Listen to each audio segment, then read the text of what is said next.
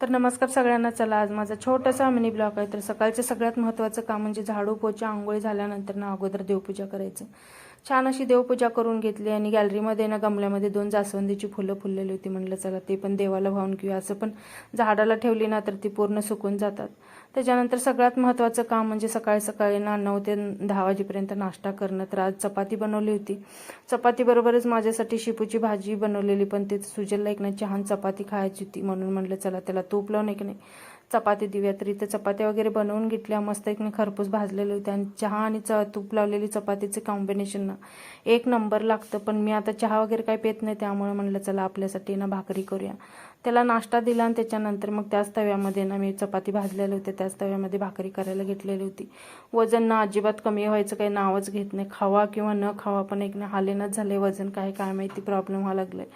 सगळा स्वयंपाक करून घेतला आणि त्याच्यानंतर ना मटकी पण म्हणलं लागलंच भिजत घाले लक्षात आलं तोपर्यंत. त्याच्यानंतर मग दुपारचं जेवण वगैरे करून घेतलं. दुपारचं म्हणजेच मी 11 साडे 11 वाजता पत्राचं जेवण करून घेते. जेवण वगैरे केलं आणि त्याच्यानंतर ना म्हटलं आता थोड्याशा शेंगा फोडूया. कारण कशाला भाजीचं कूट वगैरे संपलेलं असतं आणि ते मग अचानक फोडायचं आणि भाजायचं म्हटलं की ते नको वाटतं. त्याच्यानंतर भूक लागलेली सारखी झालेली म्हणून म्हटलं इथं 2-3 कणसं होती ती शिजू घालायची. तर कणसं तर शिजवली, पण ह्या पोरांनी ना मॅगी बनवून खायचं नियोजन केलेलं होतं. तर सुजल तर आता जास्त व्हिडिओमध्ये येत नाही, पण येतानीचलाच पुढं करत असतो सगळ्या गोष्टीमध्ये.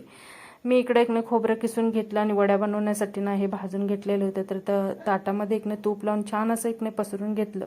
थंड झाल्यानंतर त्याच्या वड्या वगैरे पाडून घेतल्या, पण माझ्याकडून व्हिडिओ काढायचा विसरूनच गेला. त्याच्यानंतर तनीचे पप्पा एक गावाकडे गेले, त्यांनी येताना हा GS चहा आणलेला होता, चहापत्ती. तर सगळ्या आमच्या गावाकडे एक जास्त करून हा GSC चहापत्तीच वापरतात. तर चहा पण एक पटकन शिजतो, पण चहापत्ती बारीक असल्यामुळे चवीला पण खूप छान लागतो.